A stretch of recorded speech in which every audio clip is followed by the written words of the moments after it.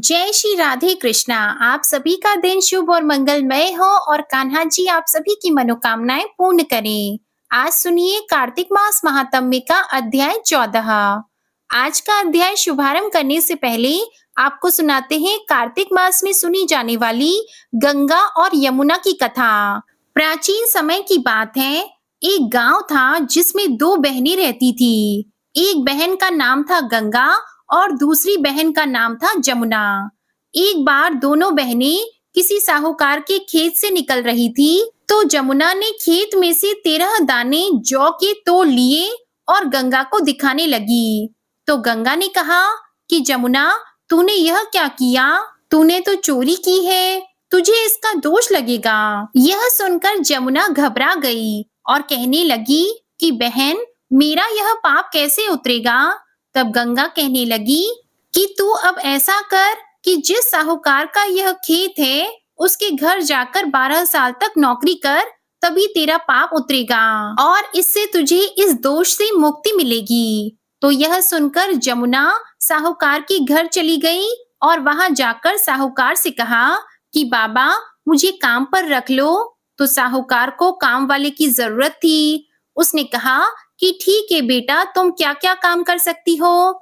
तो उसने बताया कि बाबा, मैं सारे काम कर सकती हूँ, लेकिन 4 काम नहीं करूंगी। झूठे बर्तन नहीं धोऊंगी, झाड़ू नहीं लगाऊंगी, बिस्तर नहीं बिछाऊंगी और दिया नहीं जलाऊंगी। साहूकार ने उसकी चारों शर्त मानकर उसे काम पर रख लिया और उसे साहूकारनी से मिलवाया। तो साहूकारनी बड़ी खुश हुई। फिर जमुना उनके यहाँ काम करती रही। साहूकार और साहूकारनी ने माता पिता की तरह उसे स्नेह दिया।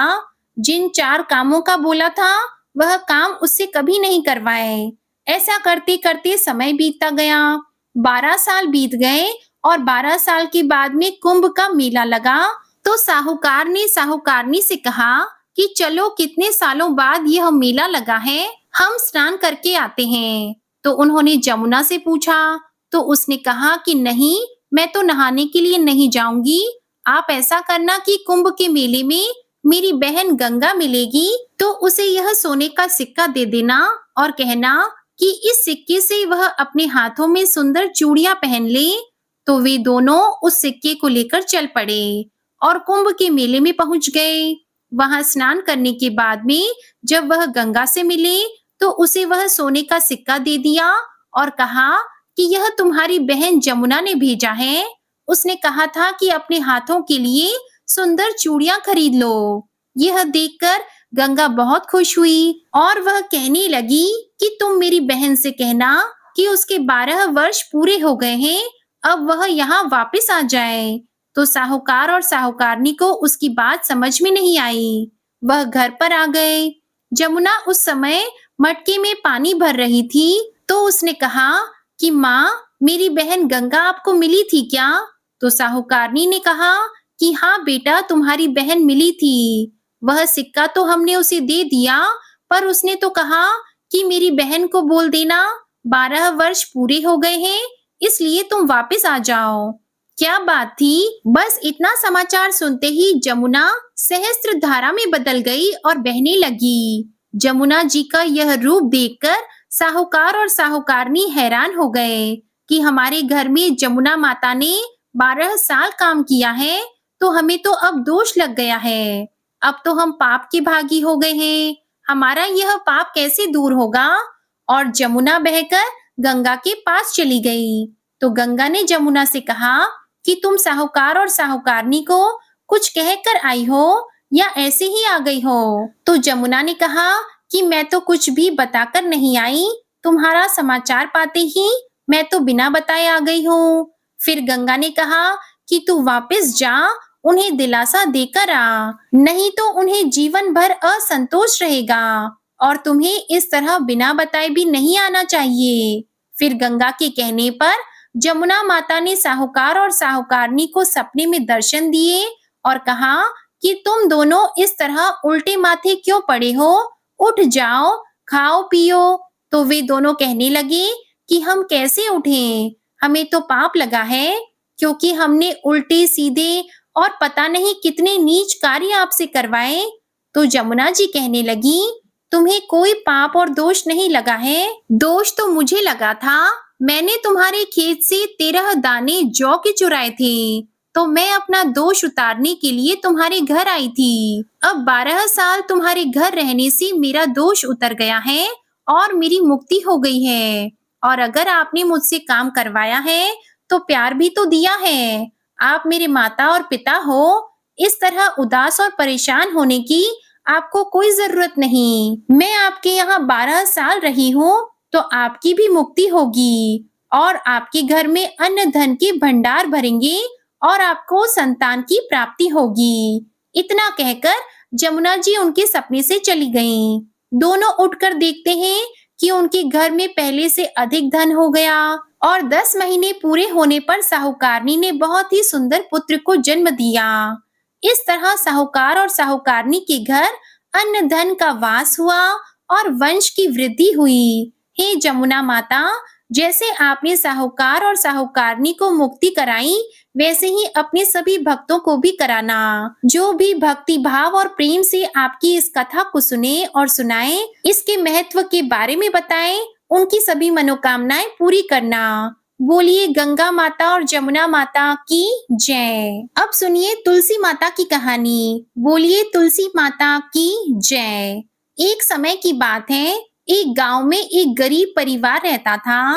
माता पिता और उनकी एक छोटी सी कन्या थी। जब भी वह कन्या गांव की औरतों को तुलसी की पूजा करते हुए देखती, तो वह सोचती थी कि मैं भी तुलसी जी की पूजा करूं।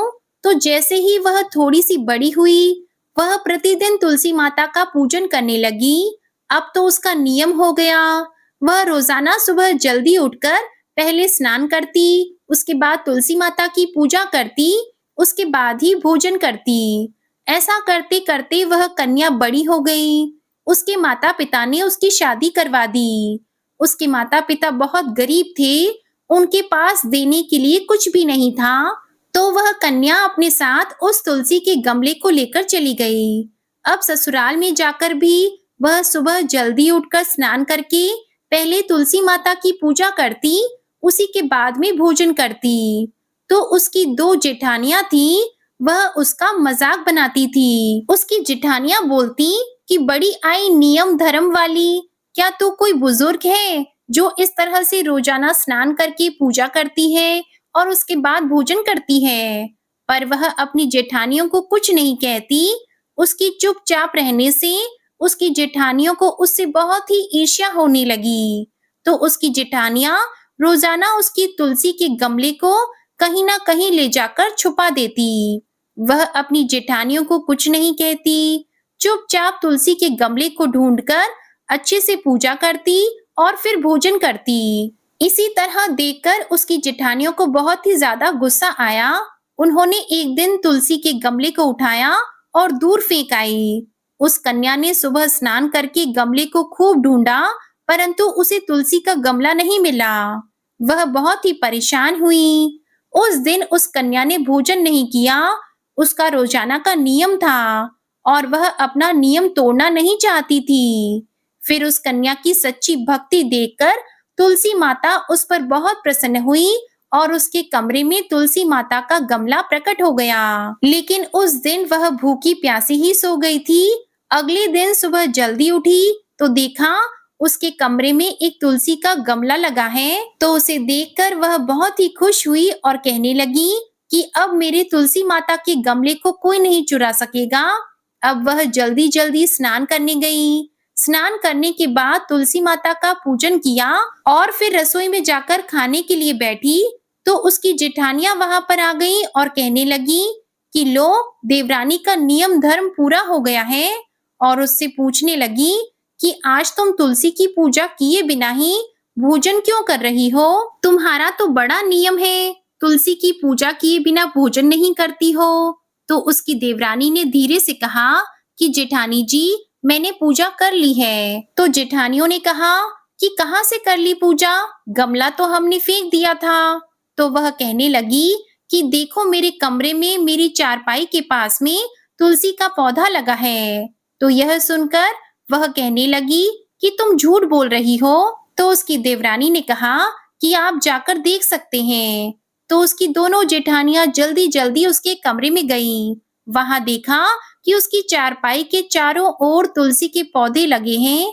तो यह देखकर वे दोनों बहुत ही शर्मिंदा हुई और आकर अपनी देवरानी से हाथ जोड़कर कहा कि देवरानी, तेरी भक्ति सच्ची है, हमने तुमको बहुत परेशान किया, हमें माफ कर दो। तो उसकी देवरानी उन्हें माफ कर देती है। तो उसी दिन से तीनों देवरानी जेठानियां सुबह जल्दी उठकर सबसे पहले स्नान करती, फिर तुलसी जी का पूजन करके अन्य कोई काम करती। इस प्रकार उनका घर तुलसी माता की कृपा से सुखी और संपन्न हो गया। हे तुलसी माता, जैसे आपने देवरानी पर कृपा की, वैसी ही हम सब पर भी करना, हमारे सुख सौभाग्य को बनाए रखना। अब सुनिए आज का कार्तिक मास महात्म्य। इससे पहले के अध्याय में देवर्षि नारद जी ने राजा पृथु को विष्णु शर्मा नाम के ब्राह्मण और राजा चौल की कहानी सुनाई थी। इतनी कथा सुनने के बाद देवर्षि नारद जी ने कहा, हे राजा पृथु, अब मैं आपको भगवान के मंदिर में दीप दान करने और मार्जन अर्थात झाड़ू लगाने का महात्म्य भी सुनाता हूँ, जो एक समय मुझे स्वयं श्री ब्रह्मा जी ने सुनाया था। अत्यंत गोपनीय इस कथा को अब आप भी ध्यान पूर्वक सुनिएगा। अत्यंत प्राचीन काल की बात है। चंद्र वंश में जयध्वज नाम का एक अत्यंत प्रतापी और प्रभु भक्त राजा राज्य करता था। वह प्रतिदिन भगवान के मंदिर में जाकर स्वयं झाड़ू लगाता और दीप जलाया करता था। एक दिन वीतिहोत्र नामक राजपुरोहित स्वयं राजा को यह कार्य करते हुए देखकर विस्मय से पूछने लगा कि हे राजन, भगवान को प्रसन्न करने के लिए और भी अनेक भक्ति युक्त कार्य हैं, फिर मंदिर में आप स्वयं सफाई करने और दीप जलाने में इतनी श्रद्धा क्यों रख रहे हो? इतनी अधिक श्रद्धा का क्या रहस्य है? राजा ने हाथ जोड़कर अत्यंत विनम्र भाव से कहा, महाराज, इस संबंध में मेरे पूर्व जन्म का एक अत्यंत विस्मयकारी इतिहास है, जो भगवान की कृपा से मुझे इस जन्म में भी याद है। अगर आपका आदेश हो तो वह घटना मैं आपको भी सुनाऊं। पूर्व जन्म की वह घटना सुनाते हुए राजा जयध्वज ने कहा, सत्य युग में स्वरोचिष मनवंतर में वेद वेदांग को जानने वाला एक ब्राह्मण था, जो अत्यंत विद्वान होते हुए भी दुष्कर्म में लिप्त रहता। उसके खोटे कर्मों के कारण उसके बंधु बांधवों ने उसका परित्याग कर दिया था। एक दिन भूख प्यास से अत्यंत दुखी होकर वह घूमता फिरता नर्मदा नदी के तट पर जा पहुंचा और वहीं पर उसने अपने प्राण त्याग दिए। उसकी पत्नी भी व्यभिचारिणी थी, इसलिए उसके बंधुओं ने उसे भी घर से बाहर निकाल दिया था। उसी के गर्भ से अत्यंत पापी मैं उत्पन्न हुआ। उस जन्म में मेरा नाम दंड केतु था। दूसरों की पत्नियों, वेश्याओं और धन के लिए मैंने गौ, पशु और अनेक मनुष्यों की हत्याएं तक की और इस प्रकार पाप पूर्ण जीवन में बिताता रहा। एक रात को किसी दूसरे की स्त्री से भोग करने की इच्छा से मैं एक सूने मंदिर में गया। वहां जाकर मैंने वस्त्र से वह स्थान साफ किया और दीपक जलाया। दीपक जलता देखकर ग्राम रक्षक वहां आ गए और मुझे चोर या डाकू समझकर उन्होंने लाठियों से मुझ पर इतने प्रहार किए कि मेरी मृत्यु हो गई। देवालय में ही मेरे प्राण निकल गए। मेरे प्राण निकलते ही भगवान के दूत वहां आ गए और मुझे सुंदर विमान में बिठाकर वैकुंठ लोक को ले गए। कार्तिक के महीने में भगवान के मंदिर में झाड़ू लगाने और दीपक जलाने से मुझे इतना फल मिला कि कई कल्प तक स्वर्ग में सुख भोगकर अब मैंने चंद्र वंश में जन्म लिया है। अगर श्रद्धा और भक्ति पूर्वक यही क्रिया कार्तिक के पूरे महीने में की जाए तो उसके पुण्य का तो कहना ही क्या है। उसका वर्णन तो स्वयं श्री ब्रह्मा जी भी नहीं कर सकते। एक और अन्य कथा सुनाते हुए देवर्षि नारद जी ने कहा, हे राजन, अब दूसरे के दीपक जलाने का महात्म्य भी सुनिए। मनु वंश के प्रतापी राजा रैवत के पुत्र भद्र बुद्धि के पुत्र का नाम सुदर्शन था। नाम के अनुरूप ही सुदर्शन अत्यंत ही सुंदर और पराक्रमी था। भद्र बुद्धि की राजधानी नर्मदा के तट के समीप महेंद्र पर्वत पर थी। एक बार शिकार खेलने के लिए सुदर्शन अपने साथियों के साथ वन में गया। घूमते फिरते उसने नदी के उस पार एक सुंदर कन्या को देखा तो साथियों को वहीं छोड़कर घोड़े पर सवार होकर वह तत्काल नदी के उस पार जा पहुंचा। वहां उस रूपवती कन्या को देखकर सुदर्शन उस पर मोहित हो गया। कन्या भी उस सुंदर बलशाली वीर पुरुष को देखकर लज्जा को प्राप्त हुई। सुदर्शन ने शालीनता पूर्वक उस कन्या का परिचय पूछा। तब उस कन्या ने बताया कि वह तो गौड़ राजा की पुत्री है और उसका नाम मंदालसा है। अपनी सखियों के साथ क्रीड़ा करने के लिए वह यहाँ पर आई हुई है। इसके बाद स्वेच्छा पूर्वक उन दोनों ने ही गंधर्व रीति से वहीं पर अपना विवाह कर लिया और कुछ समय तक नर्मदा नदी के तट पर वे दोनों विहार करते रहे। फिर अपने घर आकर वे दोनों आनंद पूर्वक रहने लगे। कुछ समय के बाद राजा भद्रबुद्धि अपने पुत्र सुदर्शन को सारा राज्य सौंपकर स्वयं वन में तपस्या करने के लिए चले गए। राजा बनने के बाद सुदर्शन बड़ी कुशलता पूर्वक राजपाट चलाने लगा। रानी मदनालसा अपने पति को विष्णु भगवान की पूजा आराधना करने का सदा उपदेश किया करती थी। इस प्रकार वे दोनों ही भगवान के अनन्य भक्त बन गए। राजा सुदर्शन ने रानी की प्रेरणा से भगवान का एक स्वर्ण मंदिर बनवाया। दोनों ही उसमें प्रतिदिन भगवान का पूजन और कार्तिक मास में दीपदान अर्थात दीप जलाया करते थे। एक दिन रानी मंदिर में दीपक जला रही थी। उसी समय राजा ने उसे बुलवाया, परंतु दीपक जलाकर आने में रानी को थोड़ी देर लग गई, जिससे राजा क्रोधित हो गया। तब राजा ने बहुत ही क्रोध में अपनी रानी से कहा, तुम तो कहती थी कि पति ही पत्नी का देवता होता है, फिर दीपदान करने में इतनी देर लगाकर तुमने मेरा अनादर क्यों किया?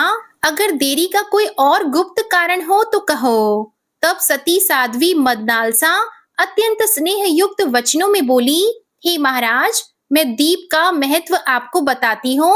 अब आप भी ध्यान पूर्वक मेरे वचनों को सुनिए।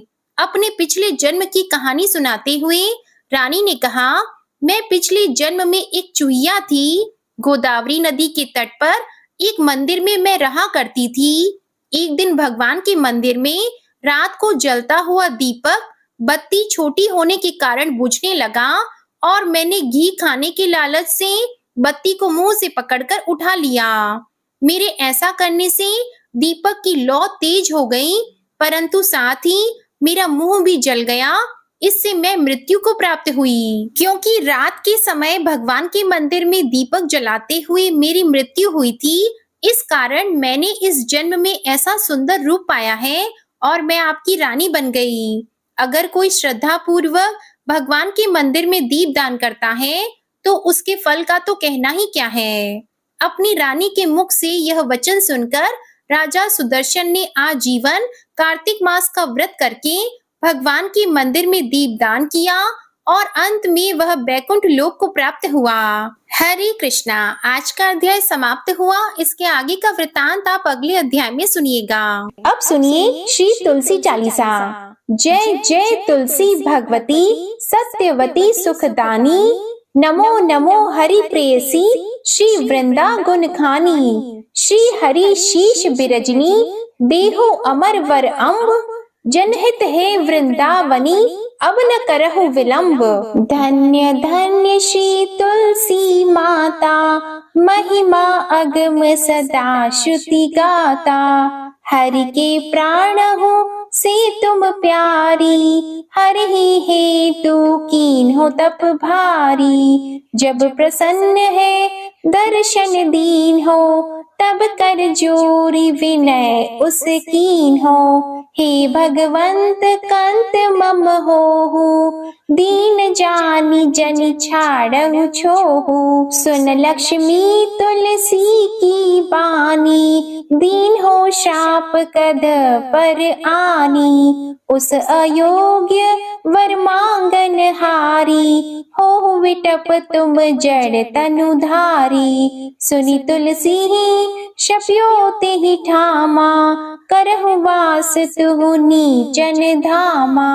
दियो वचन हरि तब तत्काला, सुनहु सुमुखी जनि होहु बिहाला। समय पाई वो द्रौपदी तोरा, पूजी हो आस वचन सत मोरा। तब गोकुल मह गोप सुदामा, तासु भई तुलसी तू बामा। कृष्ण रास लीला की माही, राधे शक्यु प्रेम लखी नाही। दियो शाप तुलसी तत्काला, नरलोकी तुम जन्महु बाला। या गोप वह दानव राजा, शंख चूड़ नामक शिर ताजा। तुलसी भई तासु की नारी, परम सती गुण रूप अगारी। अस द्वे कल्प बीत जब गयऊ, कल्प त्रेत जन्म तब भयहु। वृंदा नाम भयो तुलसी को, असुर जलंधर नाम पति को। करि अति द्वंद अतुल बल धामा, लीन्हा शंकर से संग्रामा। अब निज सैन्य सहित शिव हारे, मरहि न तब हर हरि ही पुकारे। पतिव्रता वृंदा थी नारी, को न सके पति ही संहारी। तब जलंधर ही भेष बनाई, वृंदा ठिग हरि पहुँचियो जाई। शिव हित लहि करी कपट प्रसंगा, कियो सतीत्व धर्म तो ही भंगा। भयो जलंधर कर संहारा, सुनी और शोक उपारा। तिहि क्षण दियो कपट हरि तारी, लखी वृंदा दुख गिरा उचारी। जलंधर जस हत्यो अभीता, सोई रावण तस हरि सीता। अस प्रस्तर सम हृदय तुम्हारा, धर्म खंडी मम पति सहारा। यही कारण लही शाप हमारा, होवे तनु पाषाण तुम्हारा। सुनि हरि तुरत ही वचन उचारे, दियो शाप बिना विचारे। लखियो न निज कर तूति पति को, छलन चाहियो जब पार्वती को। जड़मति तो अस हो जड़ रूपा, जगमह तुलसी विटप अनूपा। धग्व रूप हम शालिग्रामा, नदी गंड की बीच ललामा। जो तुलसी दल हम ही चढ़ी है, सब सुख भोगी परम पद पई है। बिनु तुलसी हरि जलत शरीरा, अतिशय उठत शीश उर पीरा। जो तुलसी दल हरि शिर धारत, सो सहस्त्र घट अमृत डारत। तुलसी हरि मन रंजनिहारी, रोग दोष दुख भंजनिहारी। प्रेम सहित हरि भजन निरंतर, तुलसी राधा में नाही अंतर। व्यंजन हो 56 प्रकारा, बिन तुलसी दल न हरि प्यारा। सकल तीर्थ तुलसी तरु छाही, लहत मोक्ति जन संशय नाही। कवि सुंदर एक हरि गुण गावत, तुलसी निकट सहस गुण पावत। बसत निकट दुर्वासा धामा, जो प्रयास ते पूर्व ललामा। पाठ करहि जो नित नर नारी, हो ही सुख भाषहि त्रिपुरारी। तुलसी चालीसा पढ़ी तुलसी तरु ग्रह धारी, दीप दान कर पुत्र फल पावहि बंद्यहु नारी। सकल दुख दरिद्र हरिहार, है परम प्रसन्न। आशी धन जन लड़हि ग्रह, बसहि पूर्ण अत्र। लाहि अभिमत फल जगत, मह लाहि पूर्ण सब काम। जे दल अर्पहि तुलसी तहाँ, सहस बसहि हरि राम। तुलसी महिमा नाम लख, तुलसी ही सूत सुख राम। मानस चालीसा रचियो जग, मह तुलसी दास। तुलसी चालीसा समाप्त। प्रेम से बोलिए तुलसी माता की जय। अब आप सुनिए तुलसी माता की आरती। तुलसी महारानी नमो नमो, हरि की पटरानी नमो नमो। तुलसी महारानी नमो नमो।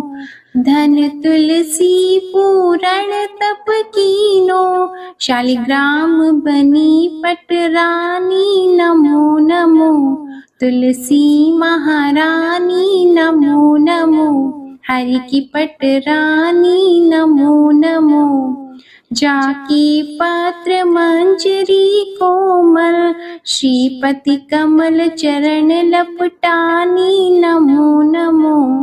तुलसी महारानी नमो नमो, हरि की पटरानी नमो नमो। कौन से महीने बोई रानी तुलसा, कौन से महीने हुई हरियाली नमो नमो। कौन से महीने हुई तेरी पूजा, कौन से महीने हुई पटरानी नमो नमो। तुलसी महारानी नमो नमो, हरि की पटरानी नमो नमो। आषाढ़ मास में बोई रानी तुलसा, सावन मास में हुई हरियाली नमो नमो। तुलसी महारानी नमो नमो। कार्तिक मास में हुई तेरी पूजा, मंगसिर मास में हुई पटरानी नमो नमो। तुलसी महारानी नमो नमो। धूप दीप नैवेद्य आरती, पुष्पन की वर्षा बरसानी नमो नमो। तुलसी महारानी नमो नमो। 56 भोग 3600 व्यंजन, बिन तुलसा हरि एक न मानी नमो नमो। तुलसी महारानी नमो नमो। जो तुलसी को सवेरे गाए, श्री कृष्ण के दर्शन पाए नमो नमो। तुलसी महारानी नमो नमो। जो तुलसी को दोपहर में गाए, खीर खांड का भोग लगाए नमो नमो। तुलसी महारानी नमो नमो। जो तुलसी को सांझ को गाए, श्री कृष्ण की आरती उतारे नमो नमो। तुलसी महारानी नमो नमो। जो तुलसी को रात को गाए, श्री कृष्ण के चरण दबाए नमो नमो। तुलसी महारानी नमो नमो। सभी सखी मैया तेरो यश गावे, भक्ति दान दीजिए महारानी नमो नमो। तुलसी महारानी नमो नमो। तुलसी महारानी नमो नमो, हरि की पटरानी नमो नमो। प्रेम से बोलिए श्री तुलसी माता की जय। भगवान श्री विष्णु जी की जय। शालिग्राम भगवान जी की जय। आप सभी को आज की कथा और वीडियो में आनंद आया हो तो वीडियो को लाइक जरूर कीजिएगा। कमेंट में भगवान विष्णु जी, माता तुलसी जी और भगवान शालिग्राम जी की जय जरूर लिखिएगा और चैनल को भी सब्सक्राइब करिएगा। इसी के साथ आज आप हमारे चैनल पर मंगल प्रदोष की व्रत कथा, धनतेरस की पूजा विधि और धनतेरस की कथा का वीडियो भी जरूर सुनिएगा। जय श्री राधे कृष्णा।